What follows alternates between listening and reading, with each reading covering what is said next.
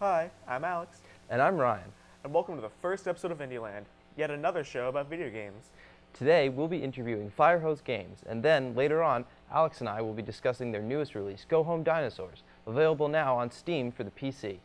But before we can discuss it, we have to know what it is, so let's cut to the interview.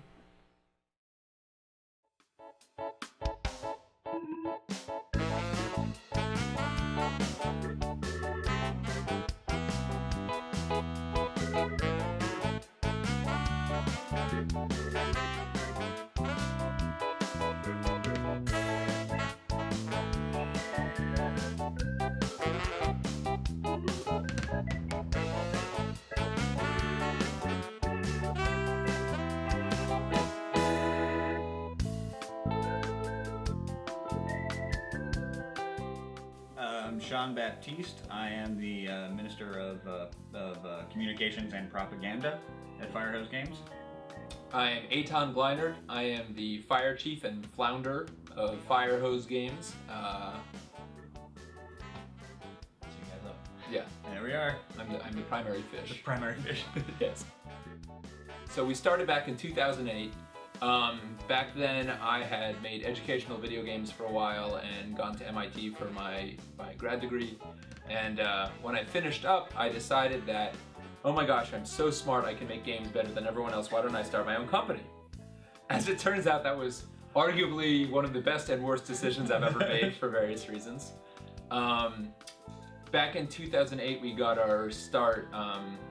We were working on a game called Slam-Bolt Scrappers, which is a mix of brawling and building, and it came out on the PlayStation 3. And we also worked on Dance Central with Harmonix, which came out on the 360 for Kinect. We did all like the early prototyping and stuff for that. And so those were kind of like our getting started moments. And then after that, we started branching out, and now we have our newest game coming out called Go Home Dinosaurs, which will be on Steam. Like, so far, we've been thinking about it as like kind of interesting mashups of genres. So Slam-Bolt Scrappers was one part brawler, one part kind of puzzle building game. In it, it's kind of like Smash Brothers meets Tetris almost. You're kind of fighting other people while you're also building towers that fight with you. And so we mashed up those two genres. Go Home Dinosaurs is kind of a mashup of the tower defense and puzzle genres, where you have on the one hand your typical tower defense stuff, but then we have all these new things like kind of fitting together puzzle-shaped pieces and figuring out kind of, you have a character, a gopher that you move around the screen, figuring out how to do that, so we're mashing those up as well. In the future, where we go with that next is a really good question that we've been wondering about a lot. I know that Sean's really been pushing like kind of European horse carriage racing. Mm-hmm. Like, he kind of, there's like a good market for that, I guess. It's huge. Yeah, but we might actually be pushing into other areas. I know one thing I've been pushing for is interesting AI in video games. I want to do some weird AI stuff where you have kind of evolutionary artificial intelligence that does weird stuff in games that don't exist right now. I'm sure that the programmers in the team will hate me when I bring that up. And that would be mashed up per our usual style with a mid-90s RTS and puzzle gameplay. We got that. I know that's hard to envision, but that's how we do at Firehose. Yeah, we'll throw some ponies in there for for the rest of us, it's actually been really great working here. One of the nicest things is the talent that you find here. There's a ton of colleges in Boston, and they spit out some of the most talented, smartest students you could ever hope for. And a lot of them want to make video games. So we trick them. We basically give them slave wages and ridiculous hours and tell them that's normal. And then we berate them verbally. It's really kind of fun for us old timers. Like, think of it like hazing, but without the redeeming stuff at the end where you get to join the club.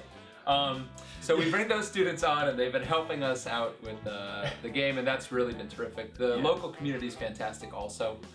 There are lots of other developers in the area, both indies and professional, that have just been super helpful to us. Yeah, so professional. Yes, exactly. So yeah, the community is fantastic. The people around here are fantastic. Yeah. Oh, Dunkin', coffee.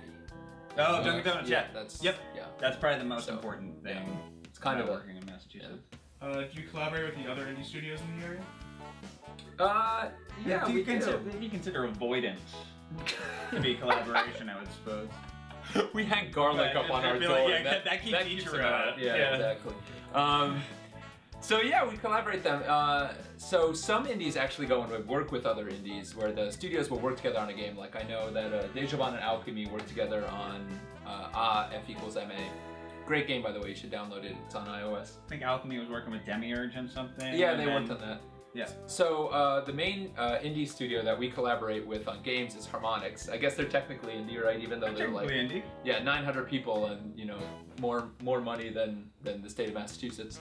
So we collaborate with them on a bunch of games. So Dance Central we worked with them on. We worked with them on Rock Band Blitz, and so we have a good relationship with them.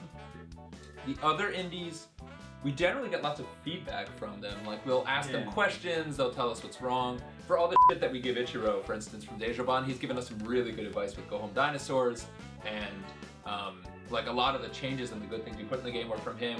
And all the local indies, we always invite them over. We try to get them help. We give them beer because that's how they get paid. Yeah, exactly. So all they care about. So the outside work our studio does. So we've got a bunch of stuff. We worked on like I said, Dance Central and Rock Band Blitz. We worked on Missplosion Man with Twisted Pixel. I guess that's another indie, but they're not local. They're not indie anymore either. Yeah, they were purchased by Microsoft. That's true. Yeah. They're down in Austin though. So it's all over the place really. So with like Dance Central, Harmonix wanted us to help them prototype some ideas for a dancing game. This is before Dance Central even existed. So we spent half a year coming up with crazy ideas for like how you can make a dancing video game. With Rock Band Blitz, they just wanted us to help them make the game. So we basically teamed up with them and worked on the game the entire time with them. With Missplosion Man, Twisted Pixel, they had this game, it's awesome, and they wanted to bring it to PC and Steam, and so we helped out with that. So basically, like one of the things that we do in addition to making our own games is we try to make it known that, hey, we can help other people make their games, and if it's a game that we like, if it's with people that we like, we're happy to go and collaborate with them. Just as something fun to do, and it helps us kind of grow our studio. And you can learn a lot from them too.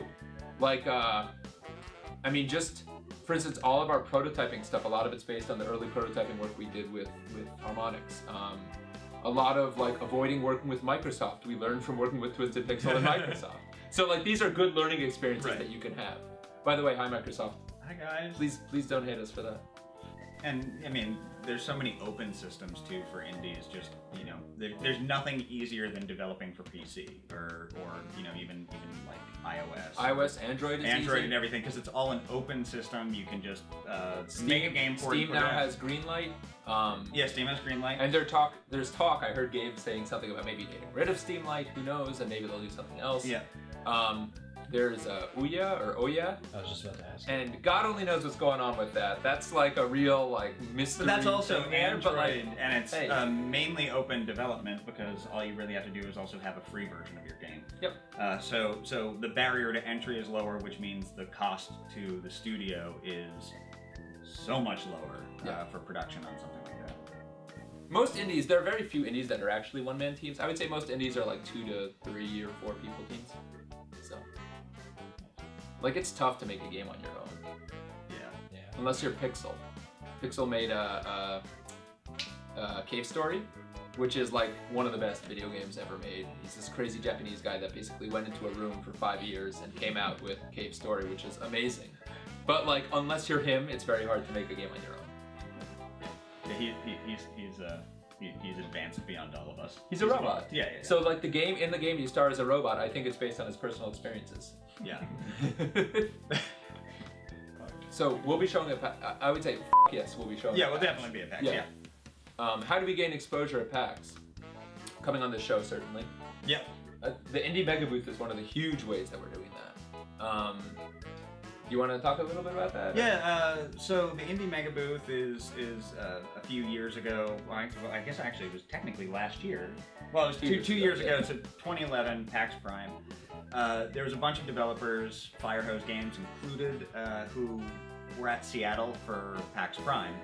And the main floor is 4? The main floor is 4, and there's the kiddie table at Thanksgiving, which is on the 6th floor. Which is the 6th floor. It's sort of off to the side, and you're gonna go up this other part. It's almost kind of a different building, but it's not. But it's but it was. You have to get across the alligator pit to get. Yeah, you gotta swing across it pitfall style. The alligators have been fed, so it's not. So it's not too bad. Yeah. But and Aton actually was talking about like, what if we got together with a bunch of other indies and bought space on the main floor and then sort of shared the overall costs, because that would be less expensive and better exposure for everybody if we did it. So that started for the PAX East 2012 was the first one, right? Was the first sounds about right, yeah. PAX East 2012, first appearance of Mega Booth, something like 15 developers, 14, 15 Yeah, 15 developers. and then 30, and now it's like, what, 50? Jeez. 100,000. So yeah, so Developers. we're part of the Mega Booth. Like Sean said, we actually came up with the idea initially, and Kelly Wallach now runs the show. Yeah. Yep. And so that's like where we exhibit, and we'll be showing off Go Home Dinosaurs. We'll be showing off Slambolt Scrappers. We'll have beautiful Boston-made merch for sale. I don't actually know if it's made in Boston. Not made in Boston. Not made in Boston. So Sony is a great company to work with. We had great experiences with them. The problem is Slambolt Scrappers comes out, and I don't know if you remember, but PlayStation Network got hacked right after that. And so our game comes out, and then for 7 or 8 weeks you can't buy our game because it's hacked. And we went Which had out. come out the day before the hack. The whole server got It shut wasn't down. quite the day before, but I think it was. It was like no, it was 316 a few weeks. Was it? But yeah, but the point is that it was like it was close enough after that it torpedoed everything, and actually I don't hold it against Sony. It's, like, do you blame the victim or do you blame the bastards that did the thing? Right? It's those anonymous blame hackers. Right, exactly. So those are the guys that did it, and actually Sony was really good to us. But the problem is that Slambolt Scrappers wasn't really a big hit on PSN as a result, and we want to give it new life, which is part of the reason we're bringing it to Steam. Yeah, Go Home Dinosaurs is a barbecue defense simulator. I hesitate to call it a game. It's historically accurate. It is historically accurate Yeah. to the existing fossil records. It tells. We're not trying to get this into schools, really. Mostly in the schools. It tells the mainly untold story because the media doesn't want you to know about this. About the time when mammals and dinosaurs sort of crossed over and existed at the same time, and gophers just really wanted to throw a barbecue, have a picnic, eat some food, and chill. And the dinosaurs, who hadn't figured out the barbecue technology, try to steal all that food. Yeah. So you have to come up with your defenses and set them on the path to keep the dinosaurs from getting to your steaks or veggies. Yeah. And the defenses are things like, you might have something like a high-powered laser that shoots through dinosaurs, of course. A couple of adorable kids who throw snowballs. Or potentially a DJ that can blast them with sound. That's a good one. Yeah, maybe a mad scientist who can reach up into the sky with a giant magnet and pull meteors down. Because as we know, dinosaurs are allergic to meteors. Yeah, so really, like we said, it's the most accurate thing. We couldn't come up with this ourselves. No. Like, we just really went through the science. Yeah, and that's how yeah.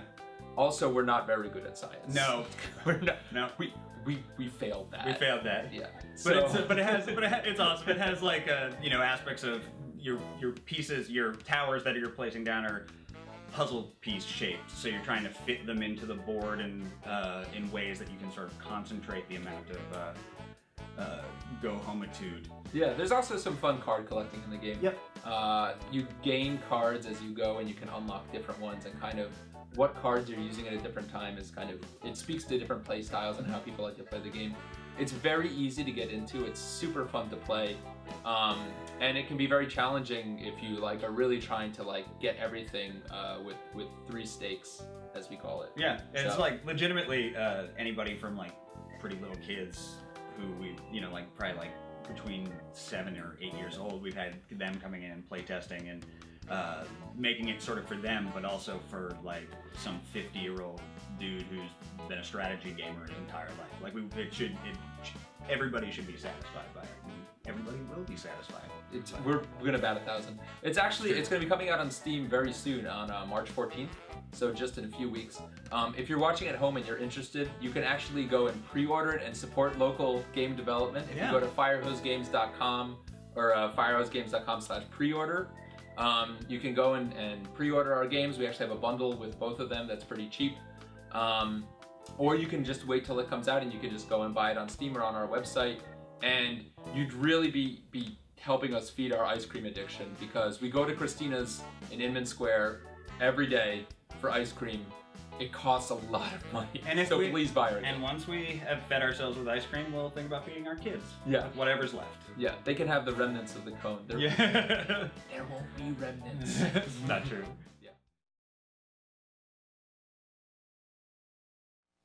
We sure had a lot of fun at Firehose Games Studios. So Alex, what'd you steal? I stole a couple laptops, just stuff that would fit in my bag. Well, I took their Tony Hawk ride because as a skateboarder myself, it really is the next best thing. It's a nice simulator, and especially in the winter time when you can't get out there on your board, it's just nice to, do a couple kick flips in your living room. It's just a really high quality product that a lot of people have fun playing. Exactly. Speaking of high quality products that people have a lot of fun playing, we recently picked up Go Home Dinosaurs.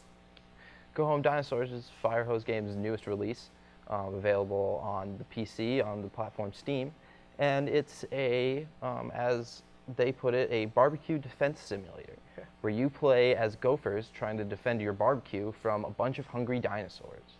So Alex, what did you think of Go Home Dinosaurs? I really like it. So far, it's like one of my top 3 favorite games that have come out this year. And, like, I've been looking back on all the stuff I'm playing this year, and like a lot of great stuff that came out like very early this year. But this is really just went right up to the top for me. Like I'm usually a person that doesn't like tower defense games, but this one is just a lot more active. Like my problem with the genre is I don't like just laying down towers and then sitting there and just watching everything happen and then be like, oh, if I put something there, then I would win. But whoops. But like this one, like since you're controlling the gopher, you're clicking around, like you're picking up coconuts, which are the currency you need to buy the towers, and you can also like place him around to throw stuff. So you're constantly moving him around and kind of like managing everything that's going around at once. Like it's very chaotic but very like manageable at the same time, and I just really like the flow of the game. All right, so tell us a little bit about some of the details. What's special about the pieces? What's a nice thing that's different from other tower games that really makes these stand out? This game has a fantastic sense of personality. Like it's a very funny game. Like as you saw in the interview, like they're very funny, friendly guys, and that really comes across in the game. Absolutely. Like every tower has its own little personality. Like the freeze tower, it's a little gopher with like a freeze ray wearing a little like a parka thing, stay nice and warm in a little cold area. It's adorable. But I really like all the puns he makes. Like he makes a lot of like ice puns, like ice to see you, and just stuff like that. Like Stuff ripped right out of Batman Forever. Yeah, I was just about to say that. Like it's exactly like I'm pretty sure it's a lot of the same stuff that Mr. Freeze says in Batman and Robin. And if that's true, then it's even higher up on my list this year. If anything that talks to something else you like it always makes you feel more connected to the product, I think. And Yeah, it's a great way to trick me into liking their game. which isn't to say that we need to be tricked to like their game. Yeah, It's very fun. It's so much fun. It's also just very addicting. Like it has as you're saying, it has like a 3-stake system, where it's kind of like the stars in a game like Angry Birds, where like, oh, you got like this score, you get 3 stars. But with this, it's the dinosaurs got nowhere near your food, so you get 3 stakes. And well, I'm playing on veggie mode because, despite the fact that I'm terrible physically, I don't eat meat, so I like that. Well, that's cowardly of you. Yeah, it is. Thanks for bringing that up. But anyway, I really like trying to get 3 stakes and everything. Like I just got on the first world, I just got 3 stars stakes on every level. And it took me so long because like on every level like world thing ends with a boss battle, and it was really hard on the last one because it's just a big guy that's just like walking through the path, and you can't really slow him down that much. You just need to like set up a bunch of stuff to constantly damage him, and I would see him get to like one of the first like layer of defense, and I'd be like, oh, never mind, I have to restart. So I played it for like took me about an hour to do that. And it was one of those things like I was having just so much fun, even though I kept having to restart, that I didn't know. Like I thought I was playing for like 10 minutes.